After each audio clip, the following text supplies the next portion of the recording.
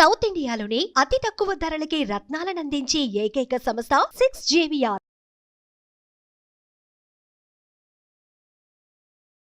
నమస్తే, welcome to Suman TV. నేను మీ విష్ణు. ప్రస్తుతంతో పాటు ప్రముఖ stock market analyst and financial advisor Ramachandramurthy గారు ఉన్నారు. వారితో మాట్లాడదాం. సార్ నమస్తే. సార్ నమస్తే విష్ణు గారు. రామచంద్రమూర్తి గారు, ముందుగా మీకు 75వ స్వాతంత్ర దినోత్సవ శుభాకాంక్షలు. థ్యాంక్ యూ అండి, మీకు కూడా. ఈ సంవత్సరం ఆజాదీ కా అమృత్ మహోత్సవ్ వేడుకల్ని మనం జరుపుకోబోతున్నాం. ఆనాడు ఎంతో మంది మహనీయుల త్యాగాల ఫలితంగా ఇవాళ మనం ఇక్కడ ఇంతటి స్వేచ్ఛ వాయువుల్ని పీల్చుకుంటున్నాం. మరి ఆ మహనీయుల ఆ త్యాగాలను మనం అసలు ఏ విధంగా స్మరించుకోవాలి, మరి వారి నుంచి ఏం నేర్చుకోవాలంటారు? అసలు నిజంగా ఇవాళ చాలా మంచి టాపిక్ మాట్లాడుకుంటున్నామండి. సో ఇవాళ మనం ఈ భారతదేశంలో ఇంత స్వేచ్ఛగా బతుకుతున్నామంటే కేవలం వాళ్ళ యొక్క త్యాగ ఫలాలే. అవును. అండ్ మీరు ఇంకొకటి గమనిస్తే, ప్రపంచంలో ఎక్కడా నిజంగా ఇవాళ ప్రపంచంలో ఎక్కడా లేనంత స్వాతంత్రం భారతదేశంలోనే ఉంది. మన దేశంలోనే అంత స్వాతంత్రం ఉంది. ఫ్రీగా మనం మాట్లాడుకోగలం, గట్టిగా ఎవరి గురించి నెగిటివ్గా కానీ పాజిటివ్గా కానీ ఏమన్నా చెప్పగలం. మీరు బయట ఎక్కడైనా చూడండి, మీరు ఇక్కడ ఉన్నంత ఫ్రీడమ్ ఎక్కడా లేదు. నిజంగా భారతదేశంలో పుట్టాలని అదృష్టం ఉండాలి. అయితే మనం ఈ బ్రిటిష్ వాళ్ళు మనని పరిపాలించారు అన్న దానికి కొంచెం ఇంకా వెనక్కి వెళ్తే, అసలు ఎందుకు వాళ్ళు వచ్చారు? మనం రత్నాల గర్భ మన దేశం, రత్న గర్భ భారతదేశం. అంటే వజ్ర వైడూర్యాలు రోడ్ల మీద పోసి అమ్మారు భారతదేశాన్ని.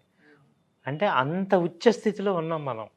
మన పూర్వీకులు అంత ఉచ్చ స్థితి చూసి అసలు వాళ్ళందరికీ ఓనమాలు రానప్పుడే మనం ఉచ్చ స్థితిలో కావ్యాలు రాసేసి, సంస్కృతంలో ఎన్నో కావ్యాలు గ్రంథాలు రాసిన మనిషిలో మన వారసత్వం మనకుంది.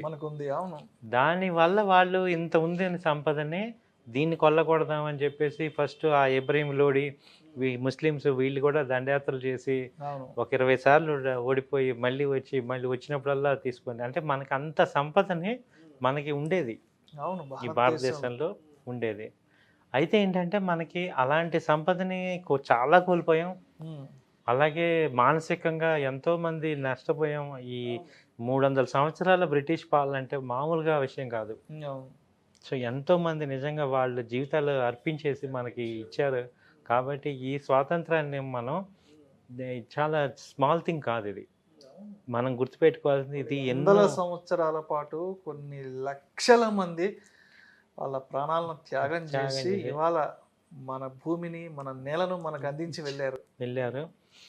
అయితే ఇక్కడ వాళ్ళని స్మరించుకుంటూ రెండో పాయింట్ కూడా ఏంటంటే, వాళ్ళు ఎందుకు అంత త్యాగం చేశారు, ఆ త్యాగానికి ఫలితం మన గ్రోత్ గురించి, మన యొక్క సంతోషం గురించి, రాబోయే తరాలు బాగుండాలి అనే ఒక సంకల్పంతో వాళ్ళు ఉన్నారు.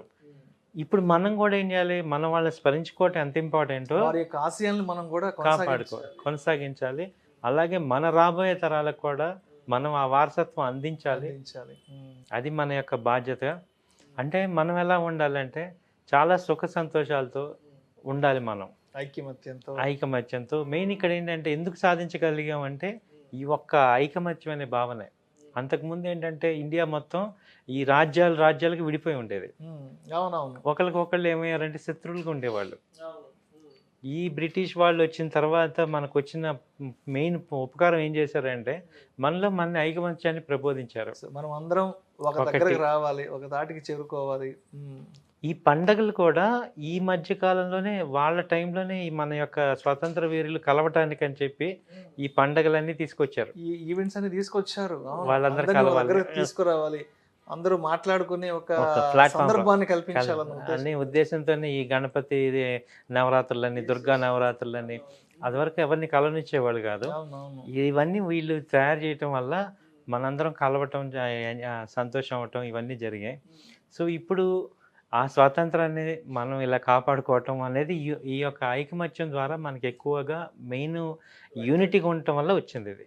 రైట్. అయితే రామచంద్రమూర్తి గారు, 75 సంవత్సరాలకు పూర్వం ఆ మహనీయులందరూ కూడా ఈ భూమి కోసం, ఈ నేల కోసం వాళ్ళు పోరాడి మనందరికీ స్వాతంత్ర్యాన్ని తీసుకొచ్చారు. మరి ఇప్పుడున్న ఈ పరిస్థితుల్లో మనం ఎటువంటి స్వాతంత్ర్యాన్ని సంపాదించుకోవాలి, ఎటువంటి స్వాతంత్ర్యం కోసం మనం ఇప్పుడు పోరాడాలి అంటారు? చాలా ఇంపార్టెంట్ క్వశ్చన్ అడిగారు సార్. వాళ్ళ కన్న కలలు మనం బాగుండాలని, మనం సంతోషంగా ఉండాలని. సో మనకి ఫ్రీడమ్ ఇవాళ మనందరం ఓకే, మనకి ల్యాండ్ గురించి పోట్లాడడం ఫ్రీడమ్ వచ్చింది. కానీ ఇండివిజువల్గా మీరు ఒకసారి గుండె మీద చేసుకోండి, మీరు ఫైనాన్షియల్ ఫ్రీడమ్ ఉన్నారా?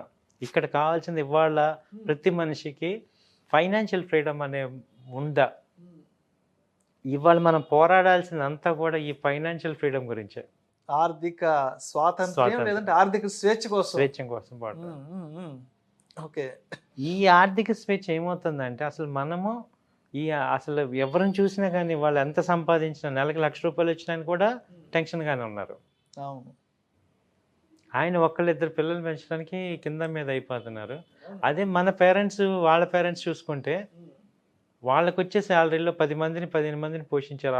ఆ రోజుల్లో పోషించారు వాళ్ళు. నిజంగా సార్ చాలా చక్కని పాయింట్ తీసుకొచ్చారు. ఎందుకంటే ఆ రోజుల్లో పెద్దవాళ్ళు 2,000 3,000 జీతంతో కూడా ఇంట్లో 2-3 పిల్లల్ని పెంచి పెద్ద చేశారు.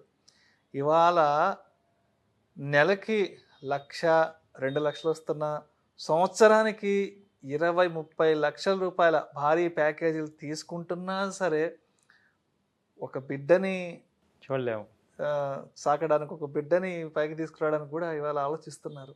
ఏంటి దీనికి కారణం అని ఆలోచిస్తే వచ్చిన పాయింట్ ఏంటంటే సార్, ఇప్పుడు మనకేంటంటే ఇప్పుడు ఎంత సంపాదించినా ఇక్కడ సరిపోవట్లేదు. ఎందుకు సరిపోవట్లేదు అంటే మనకి అంతకు ముందుకి ఇక్కడికి మన జనరేషన్లో ఒక కల్చర్ ఒకటి వెస్ట్రన్ కల్చర్లో రాంగ్ కాన్సెప్ట్ ఇన్కల్కేట్ అయిపోయింది. అదేంటంటే స్పెండింగ్ హ్యాబిట్స్. మనది భారతదేశం ఎప్పుడు సేవింగ్ కంట్రీ. మనం సేవింగ్ కంట్రీ. మనకి ఏంటంటే మన గోల్స్ మనకు క్లియర్గా ఉండేవి. ఇప్పుడు ఈ వెస్ట్రన్ కల్చర్లో ఏమవుతుందంటే వాళ్ళకి ఏంటంటే మనీ ఎర్న్ చేయటం, స్పెండ్ చేయటమే, తర్వాత గోల్ లేదు వాళ్ళకి. సేవింగ్, ఇన్వెస్ట్మెంట్ ఇదంతా లేదు. వాళ్ళకి ఏంటంటే ఎంతకీ కూడా ఇప్పుడు ఏం గడుపుతున్నాం, ఇప్పుడు ఎలా గడుపుతున్నాం అనేది వాళ్ళకి ఇంపార్టెంట్.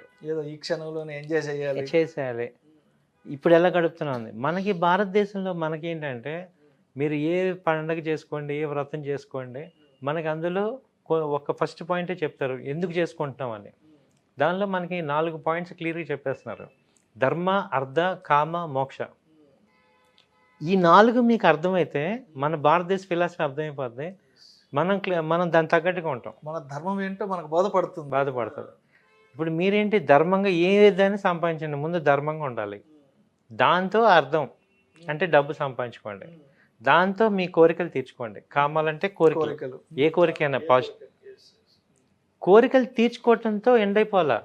4వ పాయింట్ మోక్షం ఉంది మనకి.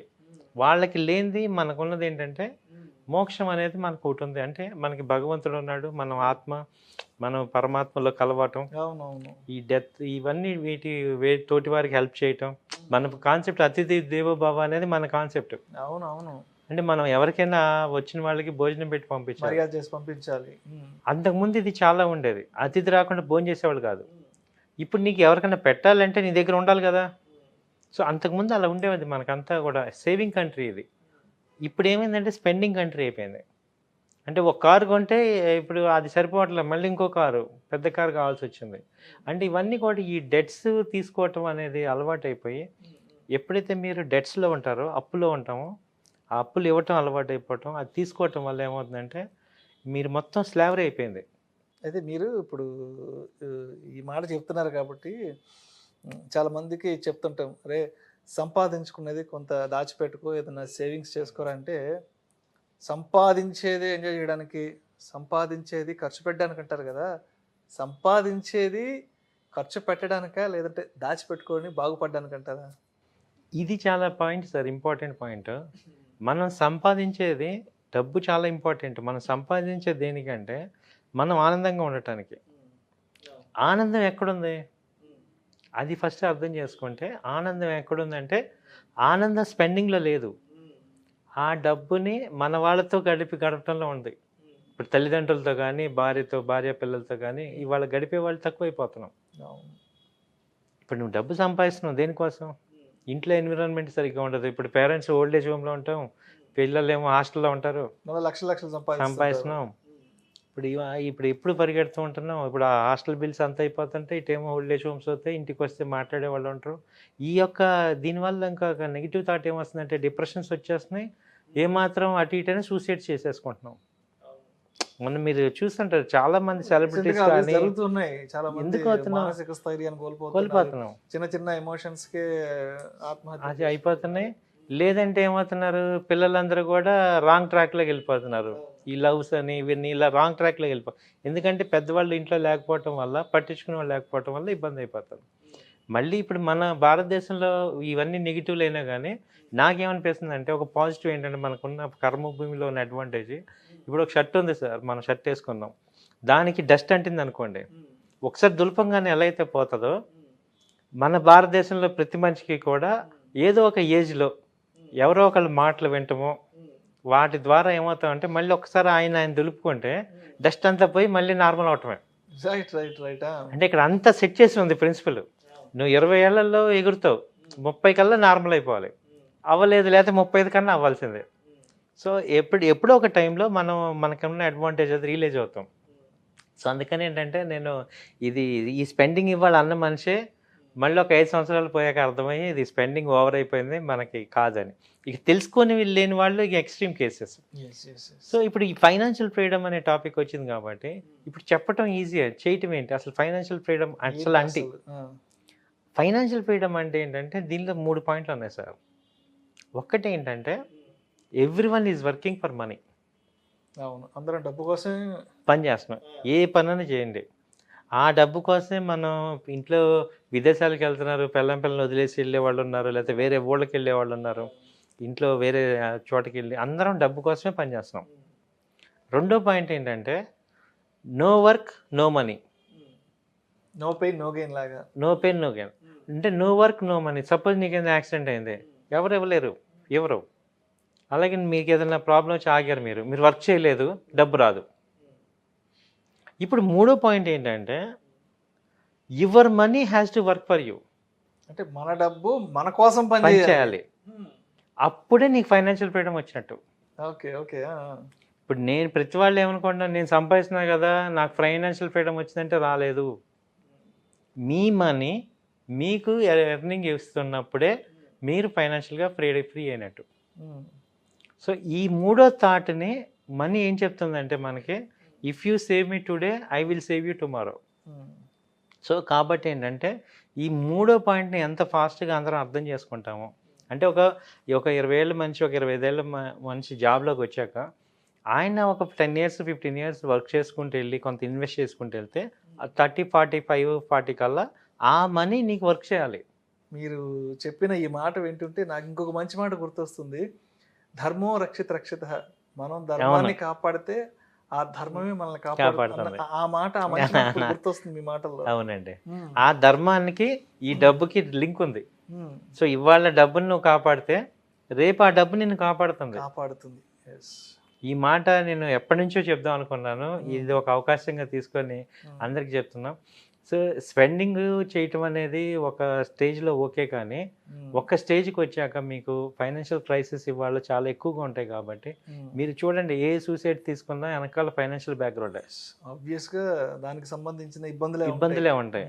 కాబట్టి ఏంటంటే డబ్బుని మనం సేవ్ చేయటం అనేది మనం నేర్చుకుంటే మన ఒరిజినల్ కంట్రీ యొక్క మూలాలు అవే. కాబట్టి ఆ డబ్బుని సేవ్ చేయండి. మీరు ఎలా స్పెండ్ చేయాలంటే మీకు వచ్చిన ప్రాఫిట్, ఇప్పుడు మన మనీ ఏదైతే వర్క్ చేస్తుందో ఆ వర్క్ చేసిన మనీతో ఎంజాయ్ చేయండి. మీరు సంపాదించిన మనీతో ఎంజాయ్ చేయకూడదు. ఇప్పుడు నేను 1 లక్ష రూపాయలు సంపాదించాను, 1 లక్ష రూపాయలతో నాకు స్పెండింగ్ నేను ఎంజాయ్ చేయకూడదు. ఈ 1 లక్ష రూపాయలు ఏదన్నా మనం ఒక రిటర్న్స్ వచ్చింది, ఇప్పుడు ఏదైనా చిట్స్లో కానీ దేనిలో ఏదో ఒక మ్యూచువల్ ఫండ్స్లో కానీ వేస్తే ఒక 5,000 ప్రాఫిట్ వచ్చింది అనుకోండి, ఆ అమౌంట్ నేను ఎంజాయ్ చేయండి, యూఆర్ ఎలిజిబుల్. అంతేగాని ఈ అమౌంట్ ఎలిజిబుల్ కాదు. సో ఈ ఫైనాన్షియల్ ఫ్రీడమ్ అనేది మీరు అర్థం చేసుకుంటే, ఎంత ఫాస్ట్గా మనం అర్థం చేసుకుంటే అంత కంఫర్ట్గా మనం ఉండగలం. సో కొంత టైం వరకు మనం డబ్బు కోసం పనిచేయాలి, ఆ తర్వాత మిగిలిన టైం మొత్తం ఆ డబ్బు మన కోసం పనిచేయాలంటారు. పనిచేసినట్టు చేసుకోవాలి. రైట్. అయితే మరి ఈ ఆర్థిక స్వాతంత్ర్యాన్ని సాధించుకోవడానికి ఏమైనా మంచి డిసిప్లైన్డ్ రూల్స్ ఏమన్నా ఉన్నాయంటారా? డెఫినెట్గా సార్. అంటే ఇప్పుడు కొన్ని మంచి పద్ధతులు. అవునండి. ఇప్పుడు అన్ని చెప్పటం ఈజీయే, చేయటం కష్టం. కానీ చేయటంకి ఇప్పుడు నేను ఒక రూల్ చెప్తున్నాను, 50-30-20 రూల్. 50-30-20 ఈ రూల్ అప్లై చేసుకుంటే అంటే ఏంటంటే మనకి ఇప్పుడు ఒక 10,000 శాలరీ అనుకోండి మామూలుగా, దానిలో 50% మనకి రెంట్ కానీ, గ్రాసరీస్ కానీ, ఇన్సూరెన్స్ కానీ, హాస్పిటల్స్ కానీ వీటికి ఖర్చు అవుతుంది. నార్మల్గా ట్యాబ్లెట్స్ అవన్నీ వాడతాం. 30% ఏంటంటే మనం ఈ ఎంటర్టైన్మెంట్కి, ఈ లగ్జరీస్కి, విలాసాలు, వినోదాలు వీటికి ఖర్చు చేస్తున్నాం. 20% ఏంటంటే బలవంతంగా సేవింగ్స్ చేయాల్సి వస్తుంది. ఎందుకంటే మన ఎంప్లాయర్ కాంట్రిబ్యూషన్ అంటే ఈపీఎఫ్, పిఎఫ్ ఉంటుంది కాబట్టి ఖచ్చితంగా అటు వెళ్తుంది. ఇప్పుడు ఈ 30లో మీరు కనుక అట్లీస్ట్ 20% సేవ్ చేయగలిగితే మీరు ఒక ఓవర్ ఏ పీరియడ్ మీరు మాస్టర్, మీ మనీ మీకు పనిచేస్తుంది. Right right right. సో మీ 100లో 20 నాది కాదు అనుకొని ఉన్నదాన్ని మీరు ఎంజాయ్ చేయండి. Right right. ఇది బేసిక్ ప్రిన్సిపల్ సార్. మీరు దీన్ని ప్రాక్టీస్ చేయండి. అండ్ మీరు అప్పుడు ఏమవుతాయంటే ఈ రోగాలు కూడా ఎవరిని, వీక్ పీపుల్నే టార్గెట్ అవుతాయి. ఇప్పుడు ఆర్థికంగా స్ట్రాంగ్గా ఉన్నాడు ఎప్పుడు ఆనందంగా ఉంటాడు, ఆనందంగా ఉన్నవాడికి ఇమ్యూనిటీ సిస్టమ్ పెరుగుతుంది. చాలా నిజంగా చాలా చక్కని మాట చెప్పారు. అవును. అదే ఇప్పుడు టెన్షన్తో ఉన్న మనుషులు ఏమవుతుంది, ఆల్రెడీ ఎవరికో డెబ్ట్స్లో ఉన్న వాళ్ళు ఎప్పుడు టెన్షన్గా ఉంటాం. అండ్ ఇవాళ రేపు సార్ ఈ బ్యాంక్ వాళ్ళు ఇచ్చే లోన్స్కి వాళ్ళు కాల్ సెంటర్ వాళ్ళు ఫోన్లు చేసి నానా టార్చర్ పెడుతుంటారు. ఈ క్రెడిట్ కార్డు ఉండేది, ఈ లోన్ యాప్స్ అని రకరకాల టార్చర్లు, వీటి ఎవరు ఆత్మహత్యలు చేసుకుంటారు. కాబట్టి ఎవరు కూడా వాటికి టెంప్ట్ అవ్వద్దు. నేను ఒక అనుభవించి, నేను ప్రాక్టికల్గా మన లైఫ్లో చూసి ఒక ఏజ్కి వచ్చాం కాబట్టి చిన్న వాళ్ళందరికీ చెప్పేది ఏంటంటే ఈజీగా లోన్ ఇస్తాడు కదా అని అట్రాక్ట్ అవ్వద్దు. కష్టపడి దాచుకొని సంపాదించుకొని అప్పుడు ఎంజాయ్ చేయండి. లైఫ్ చాలా పెద్దది. ఇవాళ ఒక 5 సంవత్సరాలు మనం మామూలుగా ఉన్న నష్టం లేదు అనేది నా యొక్క అభిప్రాయం. సో ఆనందానికి మించిన ఐశ్వర్యం కూడా ఇంకొకటి లేదు. ఇంకోటి లేదు. అదే ఆరోగ్యం. ఆనందమే ఆరోగ్యం, అదే ఐశ్వర్యం. అదే ఐశ్వర్యం. సో ఇది ఎప్పటి నుంచో చెప్దాం అనుకున్నా మనకి ఎక్కడ రెలవెంట్ టాపిక్స్ రాలేదు కాబట్టి ఇంత కష్టపడేది అందరం చివరికి దీనికి ఆరోగ్యంగా ఉండటానికి, ఆనందంగా ఉండటానికి. సో అది ఉండాలంటే ఫైనాన్షియల్గా మనం ఫ్రీ ఉండాలి. ఆ స్టేజ్కి అందరం రావాలి. ఈ స్వతంత్ర దినోత్సవం నాడు నేను భారతదేశ ప్రజలందరినీ కోరుకుంటున్నాను ఇలా financial freedom. Thank you sir. Thank you so much Ramachandramurthy గారు. 75వ స్వాతంత్ర దినోత్సవ వేడుకలు జరుపుకుంటున్న ఈ శుభ తరుణంలో నిజంగా మన ప్రేక్షకులకు ఈ ఆర్థిక స్వాతంత్ర్యాన్ని ఏ విధంగా సంపాదించుకోవాలి, ఆర్థిక స్వాతంత్ర్యాన్ని సాధించుకోవాలన్నా, సంపాదించుకోవాలన్నా ఎటువంటి డిసిప్లైన్డ్ రూల్స్ని మనం పాటించాలి అనే అద్భుతమైన విషయాల గురించి చాలా చక్కని మాటలు, చాలా మంచి మాటలు మన ప్రేక్షకులకు ఇవాళ మీ ద్వారా నేను తెలియజేయగలిగే అవకాశం నాకు వచ్చింది. Thank you sir. Thank you so much Ramachandramurthy గారు. థ్యాంక్ యూ అండి. Thank you so much sir.